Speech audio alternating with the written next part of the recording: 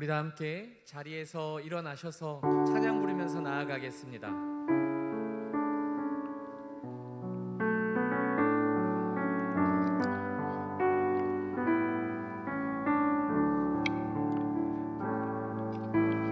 주님의 성령 지금 이곳에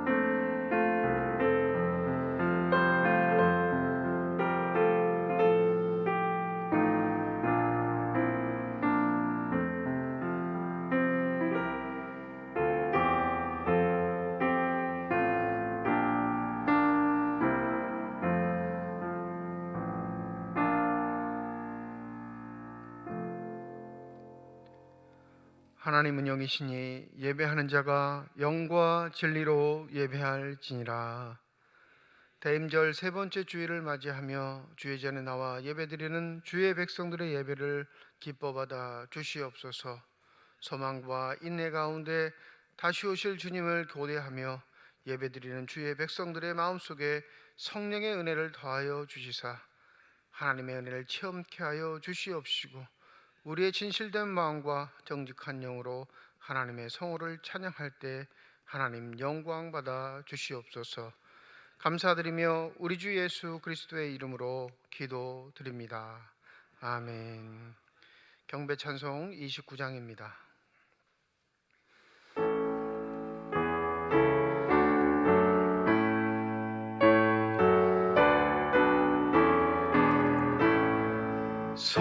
성도여 다 함께 할렐루야 아멘. 주 찬양하여라 할렐루야 아멘.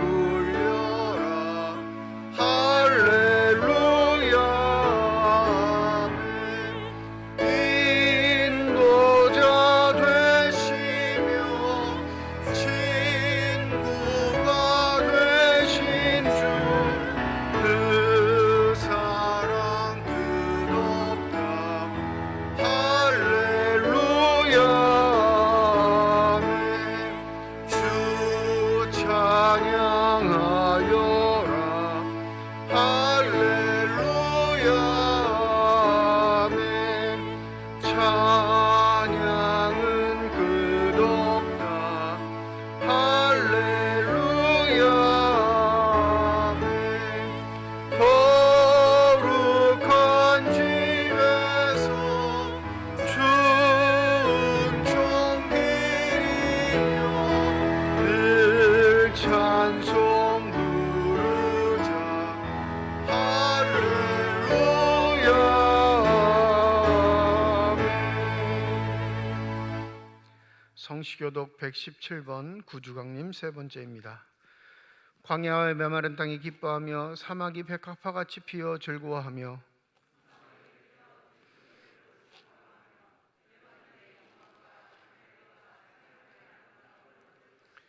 그것들이 여호와의 영광 곧 우리 하나님의 아름다움을 보리로다.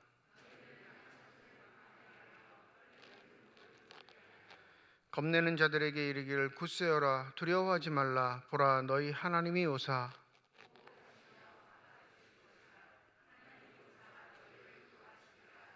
그때 맹인의 눈이 밝을 것이며 못 듣는 사람의 귀가 열릴 것이며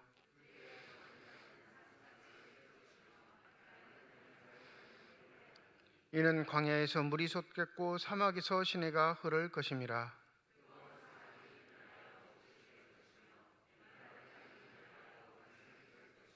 승냥이의 늪돈 곳에 풀과 갈대와 부들이 날 것이며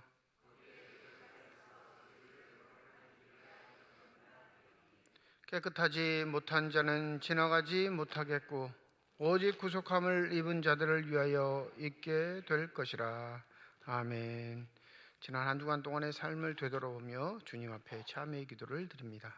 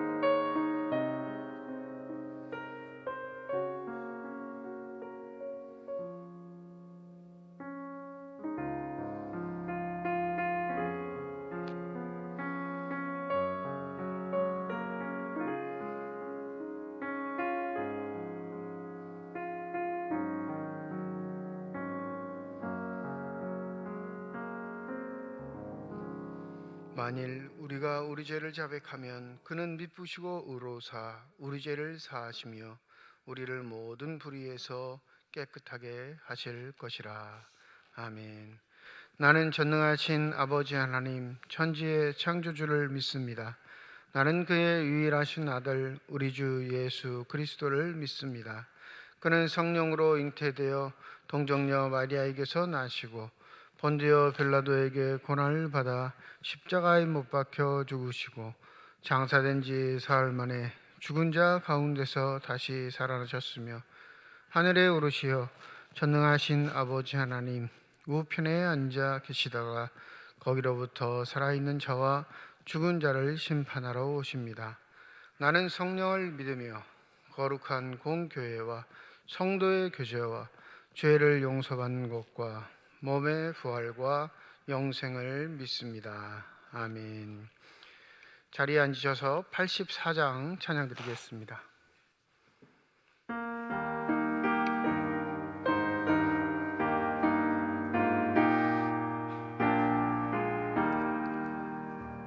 온 세상이 캄캄하여서 참 빛이 없었더니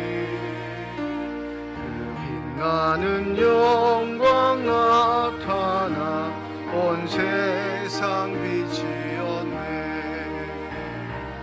영광 영광의 주 영광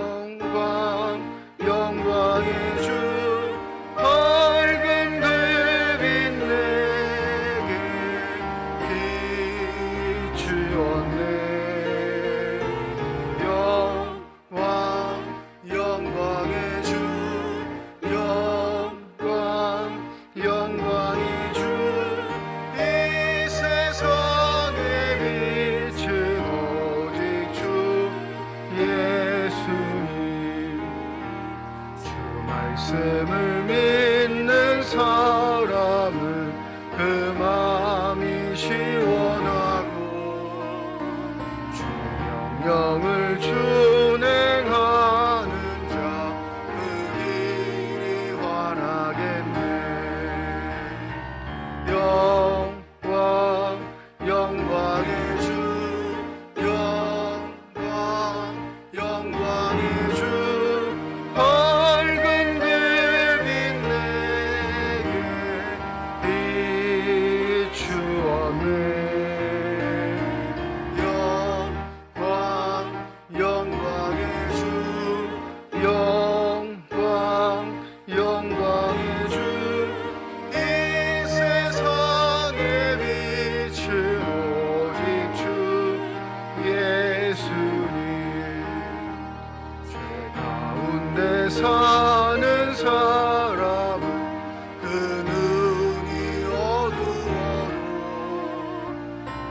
그 죄악을 씻는 날에는 그 눈이 밝아지네. 영광의 주 영광의 주 밝은 내빛 내게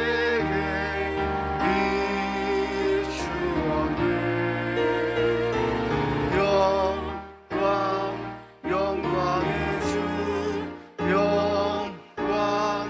영광의 주 이 세상의 빛은 오직 주 예수님. 김영만 안수집사님 기도 인도해 주시겠습니다.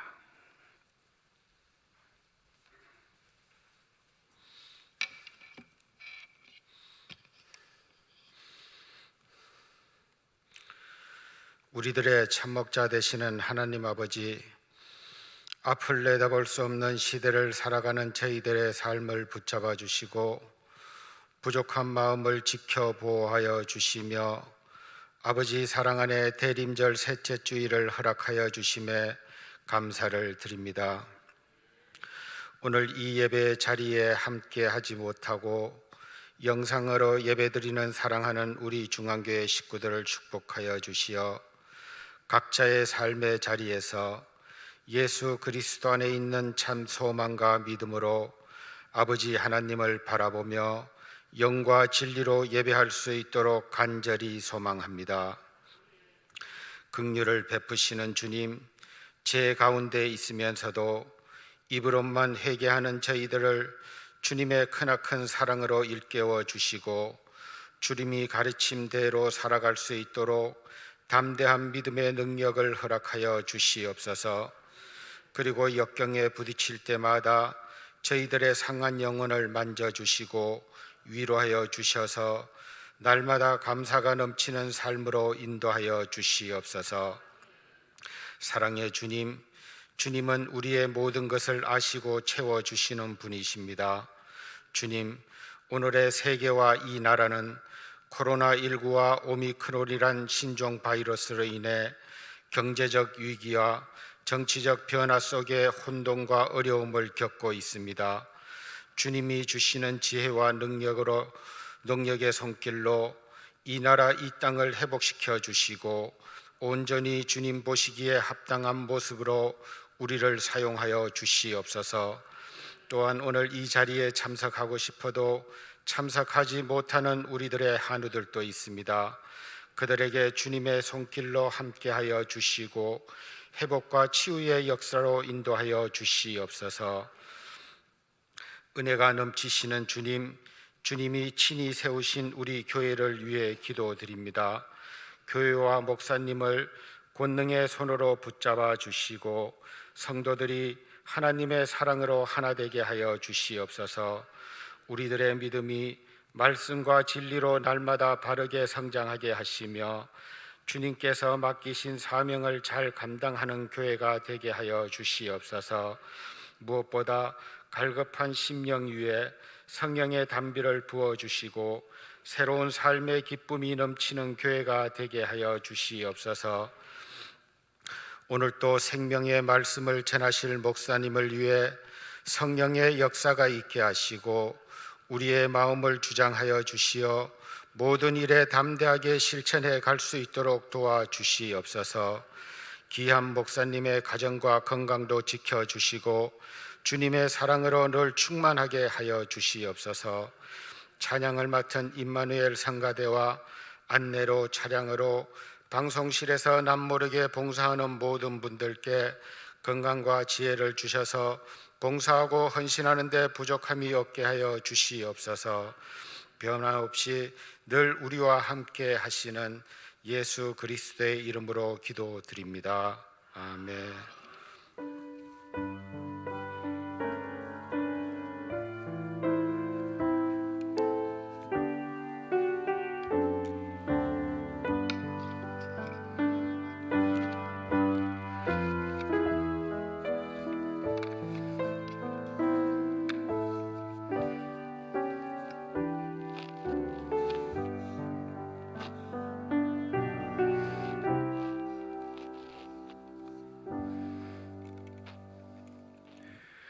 대림절 세 번째 주일 우리에게 주신 하나님의 말씀은 신약성경 누가복음 3장 7절에서 17절까지의 말씀입니다. 신약성경 92페이지 누가복음 3장 7절에서 17절까지의 말씀 제가 봉독합니다. 요한이 세례 받으러 나오는 무리에게 이르되 독사의 자식들아 누가 너희에게 일러 장차 올 진노를 피하라 하더냐. 그러므로 회개에 합당한 열매를 맺고 속으로 아브라함이 우리 조상이라 말하지 말라. 내가 너희에게 이르노니 하나님이 능히 이 돌들로도 아브라함의 자손이 되게 하시리라. 이미 도끼가 나무 뿌리에 놓였으니 좋은 열매 맺지 아니하는 나무마다 찍혀 불에 던져지리라.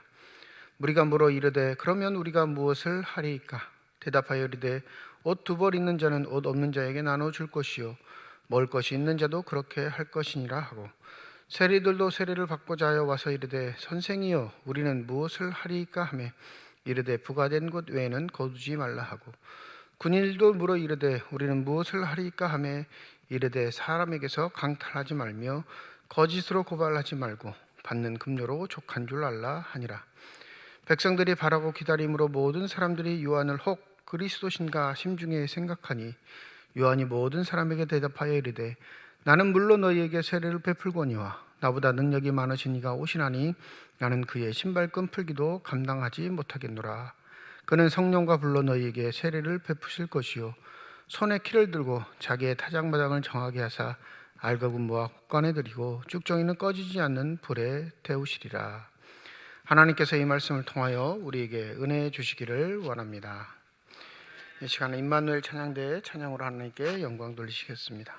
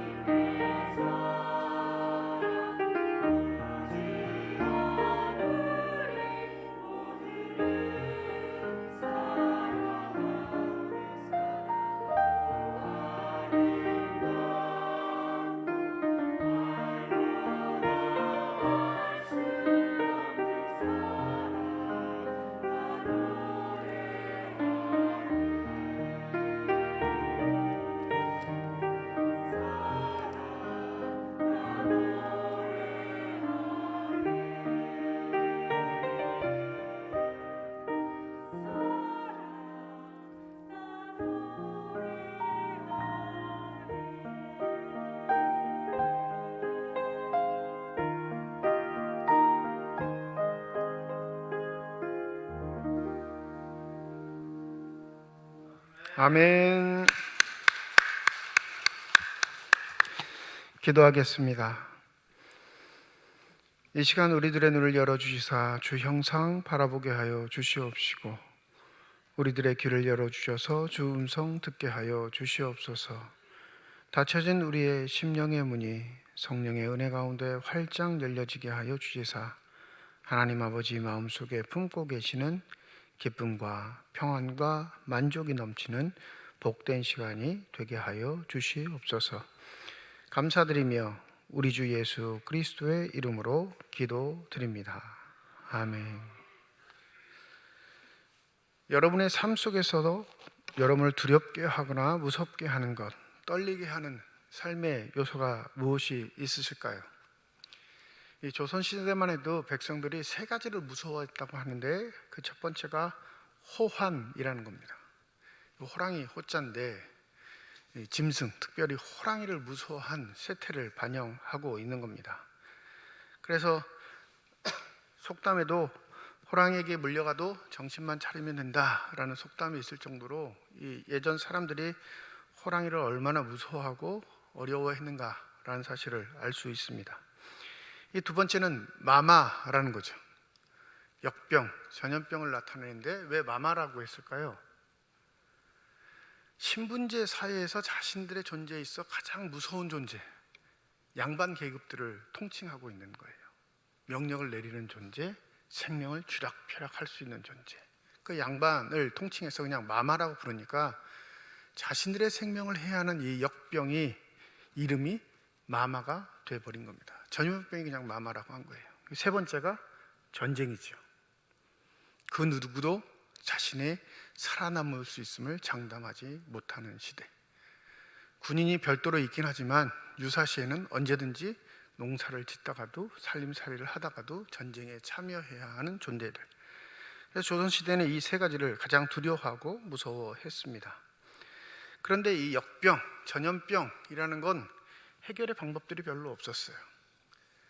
의료진도 없었고 약도 없었고 그냥 민간요법에 의해서 근근히 자신들의 건강을 보호했지만 이도 마땅치 않아 대부분 사람들이 죽어나가는 것이 전염병이었습니다. 이 한국교회 초기 선교사들에게 이 역병의 문제, 전염병의 문제를 묻곤 했는데 그때 선교사들이 가장 먼저 취했던 태도가 뭐였냐면 손을 씻으라라는 건 겁니다. 한국 백성들을 보니까 불결한 거예요. 손 씻지 않고 밥 먹고 일하다가 그 손으로 다른 것 하고 하루 종일 힘들게 살지만 위생의 문제에서는 그리 깨끗하지 못했습니다.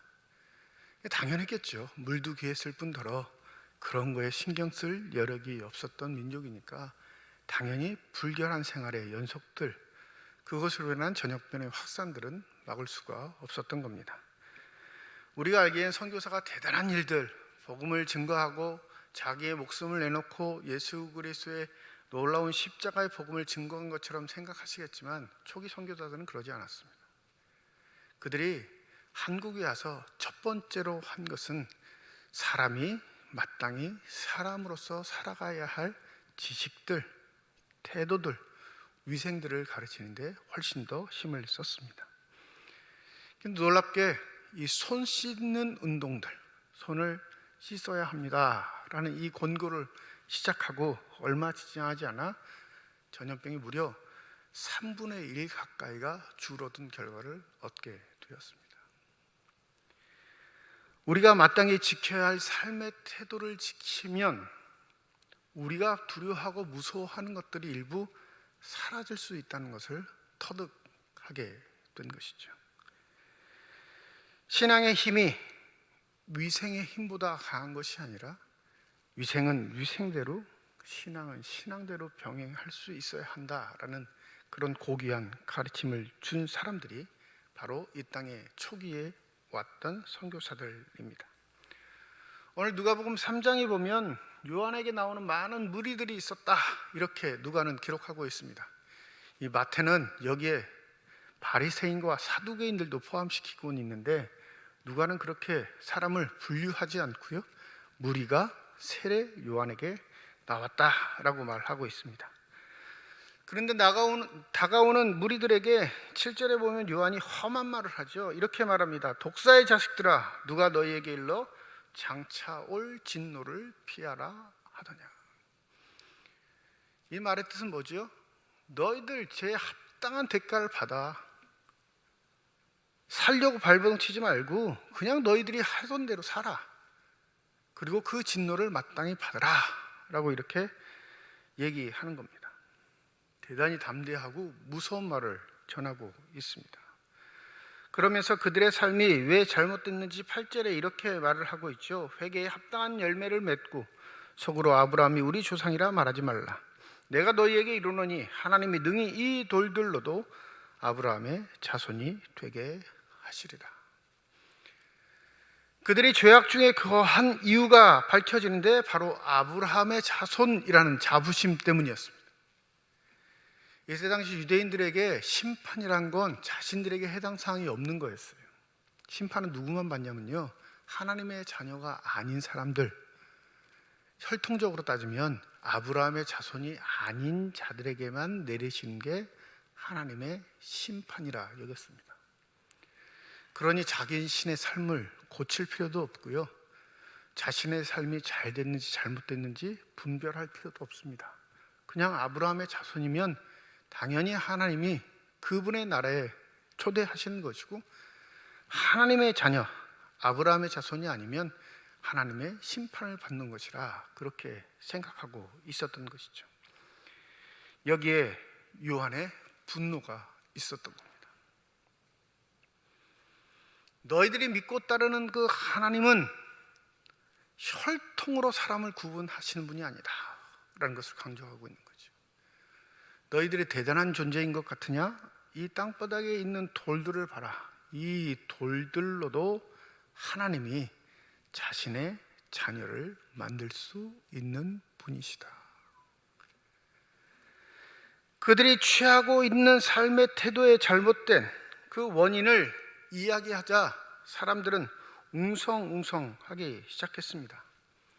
그리고 결정차 내는 말이 바로 9절이죠. 도끼가 나무 뿌리에 놓였으니 좋은 열매를 맺지 아니는 나무마다 찍혀 불에 던져지리라.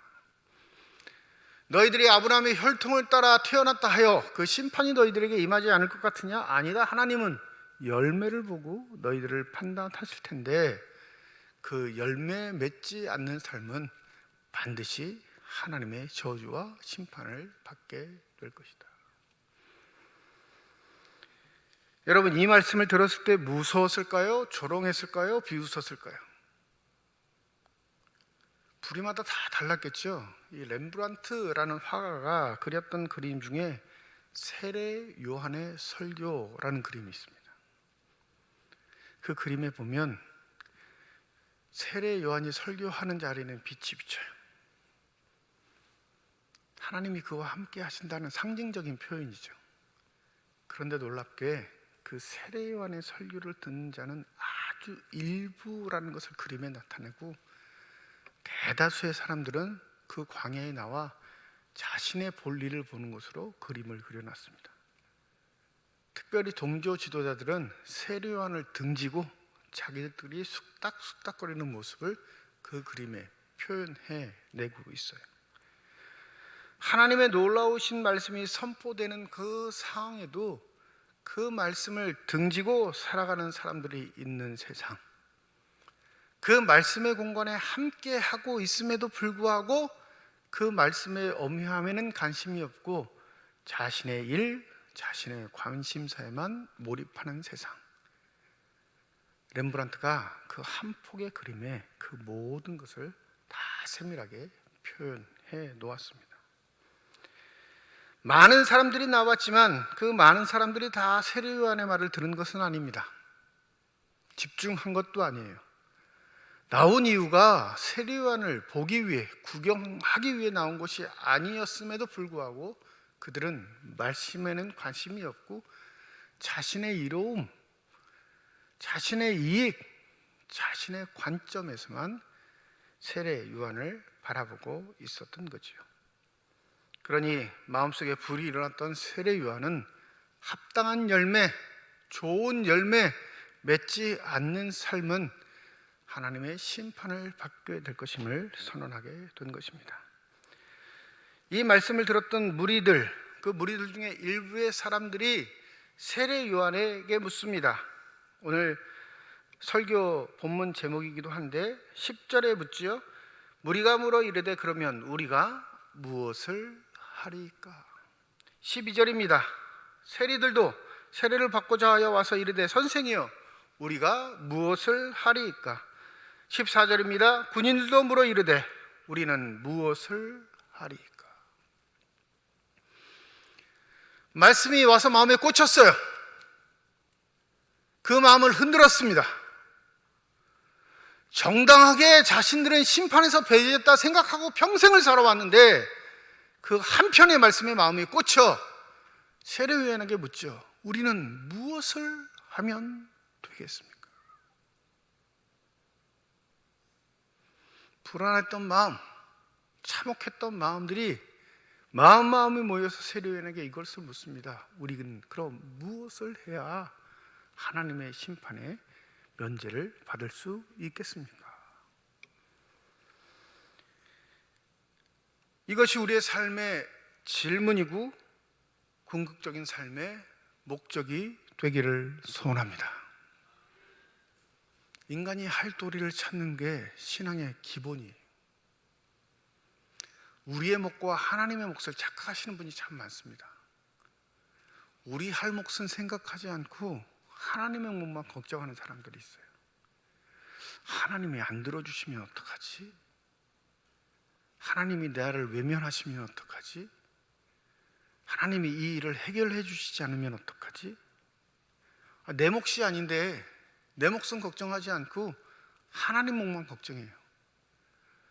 하나님이 일을 서툴게 하시는 분인 것처럼 착각하면서 신앙생활을 하는 분이 많다라는 사실이에요. 그럼 무엇을 해야 합니까? 라는 질문에 세례 요한의 답을 한번 들어보시기 바랍니다. 11절입니다. 대답하여 이르되 옷 2벌 있는 자는 옷 없는 자에게 나눠줄 것이요 먹을 것이 있는 자도 그렇게 할 것이니라. 여러분, 이게 특별한 대답이에요? 대단한 대답입니까?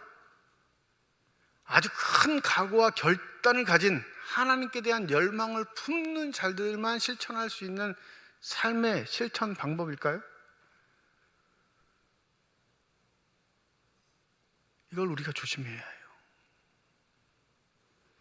여러분, 세례 요한은 하나님을 더 잘 섬기십시오 이 말 하지 않았어요. 욕망의 도시, 사람의 욕심이 들끓는 도시 그 예루살렘에 살지 말고 나처럼 이렇게 강야에 나와서 금욕적인 생활을 하십시오 말하지 않았어요. 유대인은 전형적으로 종교적인 사람들입니다. 성전과 뗄래야 뗄 수 없는 관계에 있는 사람이기에 요한은 이렇게 말할 수도 있었겠지요. 제사를 잘 드리세요. 정직하게 제사 드리세요. 예물을 드릴 때 하나님을 속이려고 하지 마세요. 이렇게 말할 수 있었음에도 불구하고 그 어떠한 대답에도 종교적인 색채는 하나도 없습니다. 자신은 하나님께 부름받은 선지자임에도 불구하고 요한의 대답은 일상적입니다. 너무 평범해서 놀랄 지경입니다.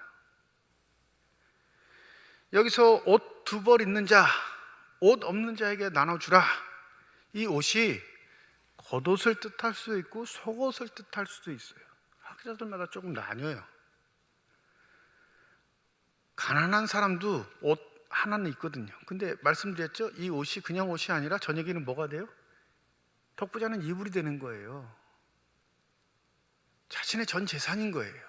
목숨과도 같은 거예요. 그런데 변변치 않게 이 옷 하나가 없는 삶이 있다라는 사실을 요한은 알고 있었기에 너에게 옷이 2벌 있느냐? 여유가 있으면 그 여유 있는 것을 가장 빈곤한 자, 자신의 생존도 할 수 없는 연약한 자들에게 나누어 주라 말합니다. 먹을 것도 마찬가지인 거예요. 내일 먹을 것을 걱정하지 말고 오늘 너에게 2개 있으면 오늘 아무것도 없는, 한 개도 없는 자에게 나누어 주라 이렇게 말해요. 여러분, 이게 신앙이 있어야만 할 수 있는 일일까요? 아니면 누구나 할 수 있는 일일까요? 누구나 할 수 있는 일이에요. 어떤 사람? 자신에게만 집착하지 않는 사람이랍니다. 눈을 들어 주위를 바라보고 사람들의 아픔과 고통에 공감할 줄 아는 사람이라면 믿음이 없어도 할 수 있는 일입니다. 2번째로 세리들에게 뭐라고 하죠? 부과된 것 외에는 거두지 말라. 네 일 하던 대로 해. 그런데 더 걷지는 마. 이 로마 제국하의 세금 제도는 백성들을 괴롭히는 가장 무서운 것이었습니다. 로마가 가지고 있는 힘, 이 폭력, 이것도 무서웠지만 그 폭력이 동반되는 세금은 무시무시했어요. 직접세도 있지만 간접세는 이루 말할 수가 없었습니다. 이 지방에서 저 지방을 건너가려고 하면 특별히 이스라엘 사람들은 예루살렘 성전을 왕래해야 하는 문화적 특징이 있기 때문에 그들의 통행세는 만만치 않았습니다. 근데 로마의 세금 제도는 독특한 게 뭐냐면 이 세금을 징수할 수 있는 징수권, 이 징수원이라고 하는데 징수권을 사는 징수원은 로마 시민만이 가능했어요. 근데 대부분 로마 귀족들이 그 징수권을 갖게 되죠. 만약에 자신이 살고 있는 지역에 세금 징수권을 받아내게 되면 그 땅의 세금, 총 세금 액수이 10억이라고 하면 이 10억을 걷어서 주는 게 아니라요, 미리 10억을 선금으로 내요. 그리고 징수권을 따내는 거예요. 그러니까 로마 제국은 징수권을 부여하자마자 세금을 걷어들일 수 있는 이익이 있는 겁니다. 생각해 보세요. 10억을 냈어요. 그러면 10억만 걷어들일까요? 로마 귀족들, 시민들이 어떻게 세금을 일일이 걷으러 다니겠어요? 그러니까 누굴 두냐면 세리를 두는 겁니다. 그 민족 사람 중에 세리를 뽑아서 세리를 두고, 이 세리들도 직급이 여러 가지 있지만 자신이 직접 세금을 거두러 다니기 싫으면 세리가 또 세리를 뽑습니다. 이 도급제인 거예요. 하청에 하청을 주는 거죠.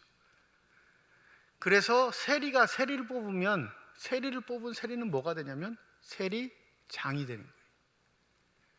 근데 생각해 보세요. 세금 거두러 다니면 교통비 누가 줘요? 밥값 누가 줍니까? 그리고 뭐 생각하겠어요?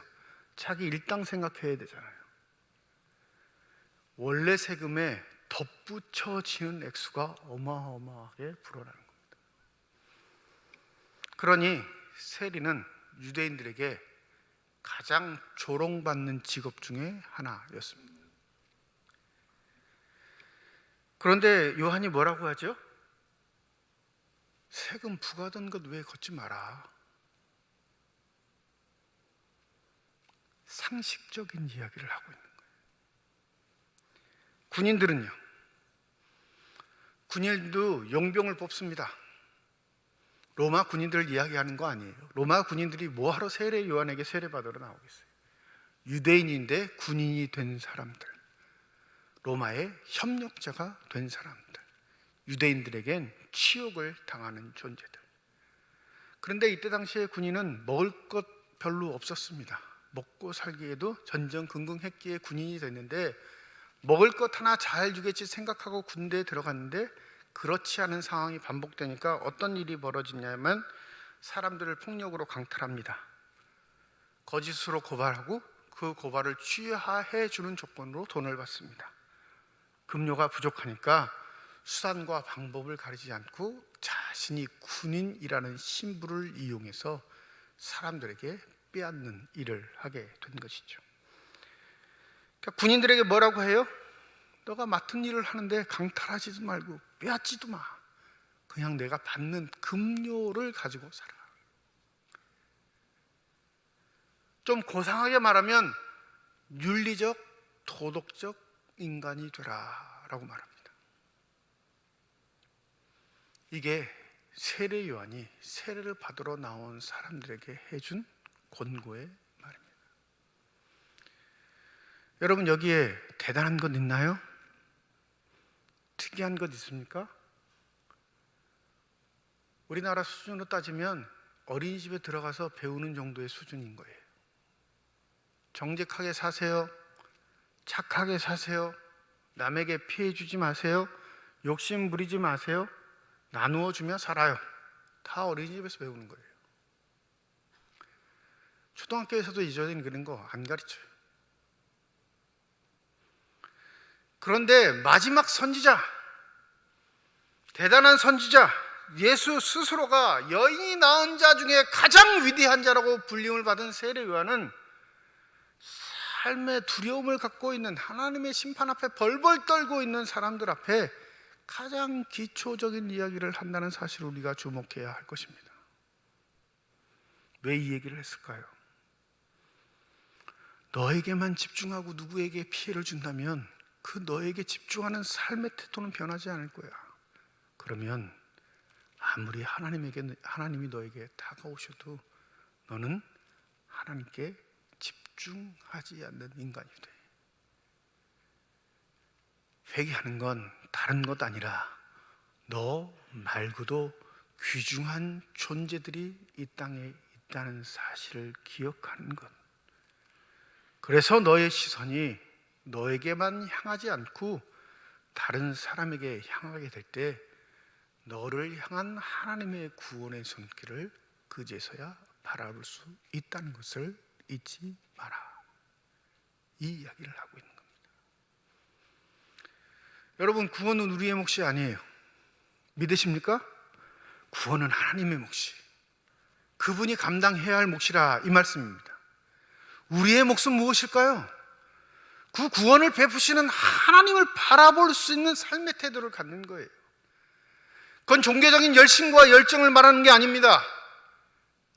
바로 나 자신에게 집중하고 있는 삶의 태도를 버리고 더불어 함께 살아가고 있는 사람들의 연약함을 바라볼 줄 알 때 그는 하나님의 구원하심에 집중하는 삶을 살아가게 될 줄 믿습니다. 한 가지 여기서 더 짚어야 할 것이 있어요. 이것은 예수를 첫 번째 맞아들이는 2000년 전 사람들에게 주었던 말씀이에요. 그러나 이미 우리는 어떠한 존재이죠? 예수 그리스도로 말미암아 구원을 받은 존재인 줄 믿습니다. 더 고상한 존재가 된 거예요. 더 위대한 존재가 된 줄 믿습니다. 그런데 그 고상한 존재, 위대한 존재가 내 문제에만 급급하고 내 자신의 목적에만 몰두하며 살아간다면 그가 과연 회개에 합당한 열매가 아닌 구원받는 자로서 맺는 성령의 열매를 맺고 사는 자라 말할 수 있겠습니까? 구원은 우리가 스스로 이룬 것이 아니지만 구원을 받는 자로서의 전제, 회개에 합당한 열매의 태도가 내 자신이 아닌 나와 더불어 살아가는 사람들의 필요를 채우는 자로서 삶의 지혜를 가져야 한다 말하고 있다면 구원을 받은 우리는 어떠한 삶의 가치관을 가지고 살아야 하겠습니까?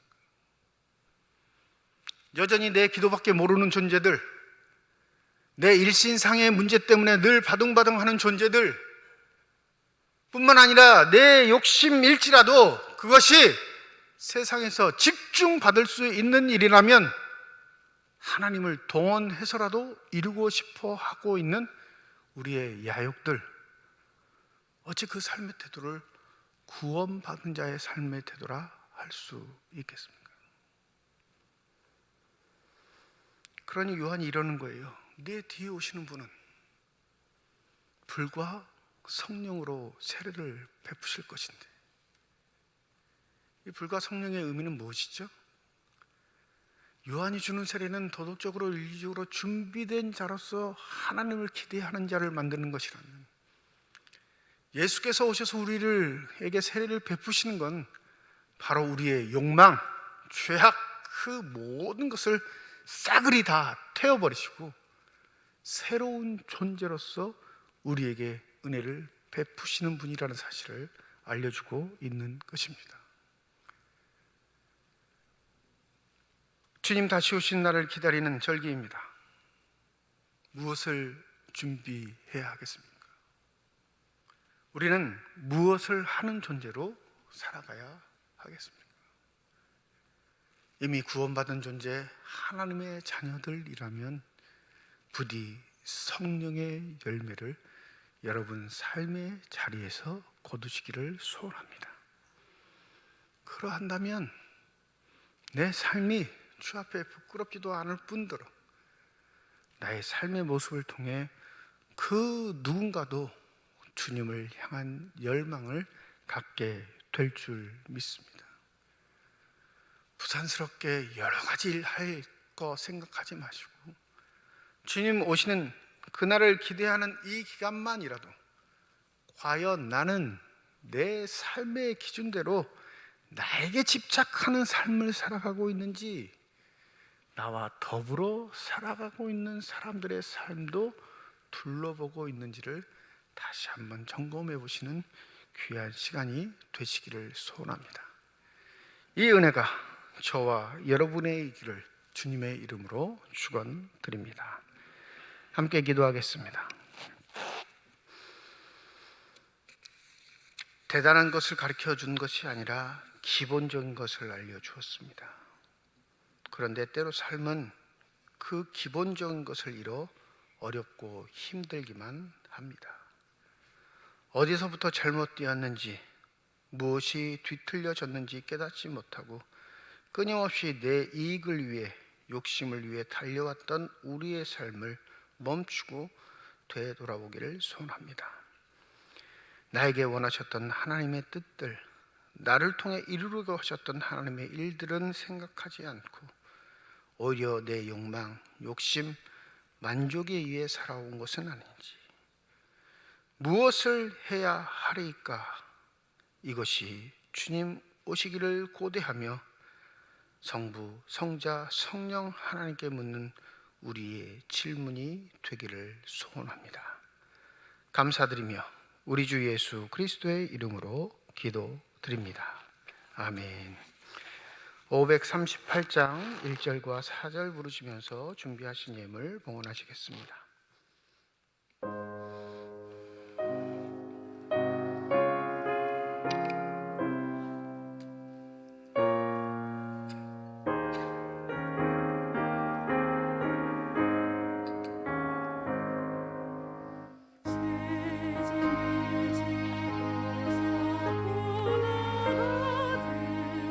내 마음속에 주 영접하며 새 사람 되기를 원하거든 내 구주를 영접하라.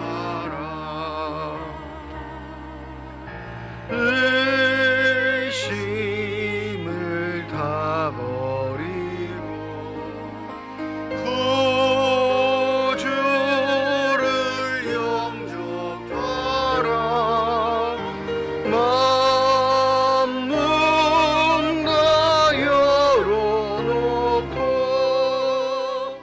내 구주를 영접하라. 즐거운 찬송을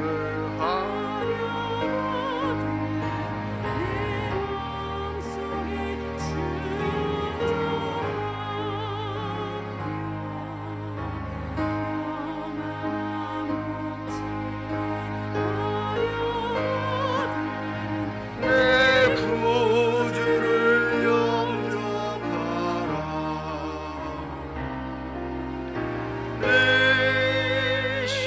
의심을 다 버리고 구주를 영접하라. 만문 다 열어놓고 내 구주를 영접하라.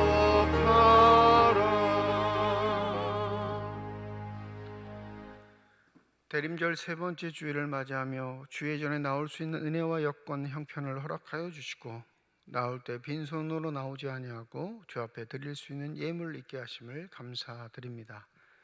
11조 헌금으로, 1,000번째 헌금으로, 선교 헌금으로, 자학 헌금으로, 감사 헌금으로, 주일 헌금으로 드리는 손길마다 주의 은혜 가운데 복 내려 주시사 이 땅 살아갈 때 필요한 모든 것 채우시는 하나님의 은혜를 만끽하게 하여 주시옵시고 하나님이 명하시는 뜻대로 축복의 통로로 살아가 사람들에게, 이웃들에게 후히 나누고 베풀 수 있는 거룩한 손길들이 다 되게 하여 주시옵소서.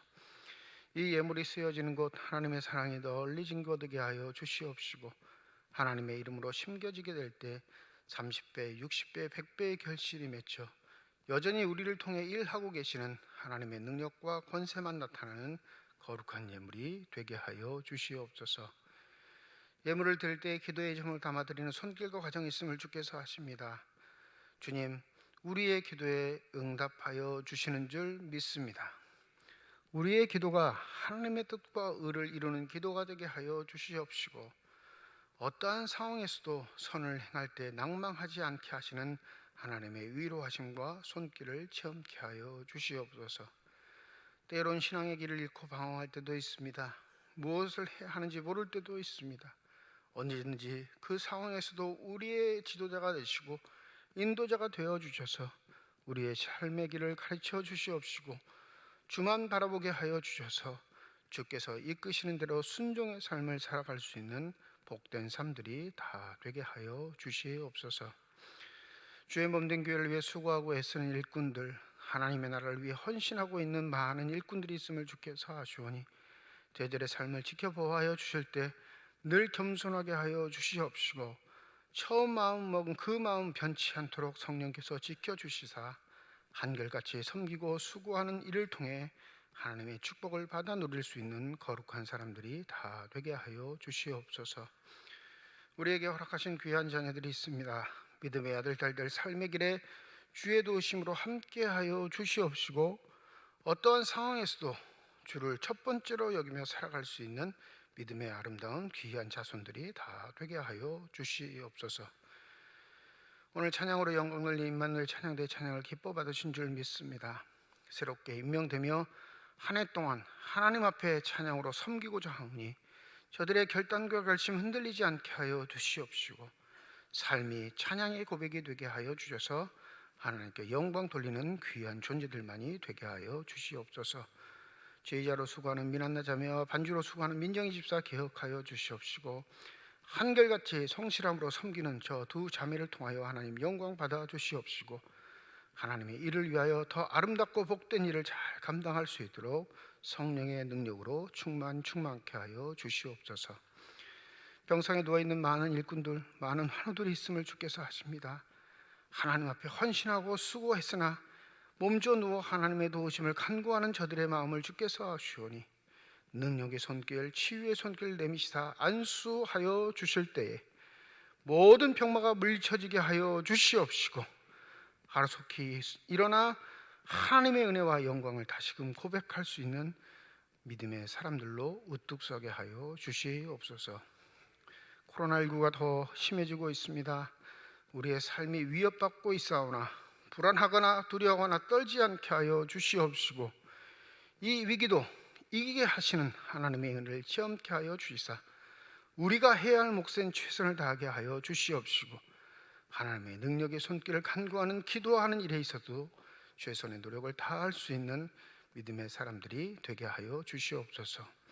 이 어려운 상황에서도 자신의 생명을 걸고 일선에서 일하고 있는 많은 헌신의 사람들이 있음을 주께서 아시오니 그들의 건강함을 지켜주시옵시고 그들의 수고를 칭찬하여 주시옵시고 이 어려움이 속히 지나갈 수 있도록 주의 손으로 어루만져 주시옵소서. 모든 것 감사드리며 우리 주 예수 그리스도의 이름으로 기도드립니다. 아멘. 우리 함께 인사하겠습니다. 하나님의 축복이 여러분과 함께. 네, 감사합니다. 우리 옆에 분과 손 흔들면서 인사하시죠. 하나님의 축복이 옆에 계신 분과 함께. 감사합니다. 다음 주일 예배는 대림절 네 번째 주일로 지키고요. 1부, 2부 예배로 모이겠습니다. 주중 예배는 새벽기도와 수요 예배, 교회학교 예배는 부서별로 50% 참석해서 모이겠습니다. 본당에서 드려지는 모든 예배는 참석인은 250명이고요. 예배 수의 제한은 따로 두지는 않았습니다. 여러분들 예배 오실 때 잘 기억해 주시면 감사하겠습니다. 오늘 2부 예배 위에 공동의회로 모이겠습니다. 2021년 결산과 2022년 예산안 심의가 있습니다. 18세 이상의 세례교인, 입교인이면 다 참석하실 수 있는 회의입니다. 자격이 되시니까 많이 참석하셔서 좋은 의견들 나눠주시기 바랍니다. 교회 예람 제작을 위해서 여러분 주소, 연락처 변경하신 분들 우리 담당 교육자들이나 사무실로 알려주시고 특별히 2022년 서리 집사로 처음 임명되신 분들은 사진을 꼭 사무실로 제출해 주시기 바랍니다. 이게 헷갈리시는 분이 계신가 봐요. 매년 임명하니까 헷갈리시는 분이 계시는 것 같은데 요람에 자기 사진이 없다. 집사로 임명했는데 그분들 내시라는 말씀이에요. 그러니까 꼭 사진 내주시고 또 지금이 내가 생각하기에 더 예쁜 것 같다. 사진을 바꾸고 싶다. 그럼 내셔도 됩니다. 그럼 사진 바꿔드립니다. 그러니까 사진이 불만이시거나 사진이 아예 등재가 안 되신 분들은 반드시 사진을 내주셔야 요람 제작하는데 어려움이 없습니다. 원래 했던 사도행전 읽기 1000번 읽기와 10번 쓰기 마치신 분들 사무실로 15일까지 이번 주 수요일까지 제출해 주시고요. 이 10권이 무거워요. 제가 들어보니까 책이 되게 두꺼워가지고 10번 쓰는데 10권 들고 오기가 힘드신 분들은 교역자들이나 사무실에 반드시 먼저 전화를 해주시면 감사하겠습니다. 10번 다 썼는데 내가 언제 들고 갈게요 이렇게만 연락을 주셔도 돼요. 그러니까 일단은 내가 다 했는지를 담당 교육자들이나 사무실로 알려주시고 천천히 내셔도 되긴 하는데 가능하면 15일 안에 내주셨으면 감사하겠습니다. 2022년도 삼척시 기독교연합회 임원들이 선출이 됐는데 회장이 제가 됐고요. 회계 이건옥 장로님, 감사의 강석철 장로님이 선출되셨습니다. 2022년 한 해 기독교연합회에서 일할 때 잘 감당할 수 있도록 여러분이 기도로 협력해 주시면 감사하겠습니다. 또 감사할 일 우리 강석철 장로님 어제 아들 결혼을 감사해서 떡을 준비해 주셨습니다. 여러분들 나가실 때 떡 하나씩 다 받아가시고 다시 보시면 축하해 주시면 감사하겠습니다. 이제 함께 자리에서 일어나셔서 결단 찬양 하나님께 드리겠습니다.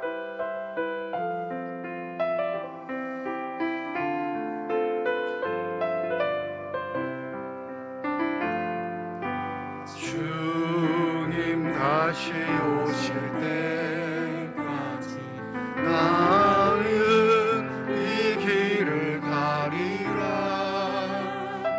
좁은 길 나의 십자가 지고 나의 가는 이 길 끝에서 나는 주님을 보리라. 영광의 내 주님 나를 맞아주시네. 주님 다시 오실 때까지 나는 일어나 달려가리라. 주의 영광 온 땅 덮을 때 나는 일어나 노래하리. 내 사모하는 주님 온 세상 구주시라. 내 사모하는 주님 영광의 왕이시라. 내 사모하는 주님 온 세상 구주시라. 내 사모하는 주님 영광의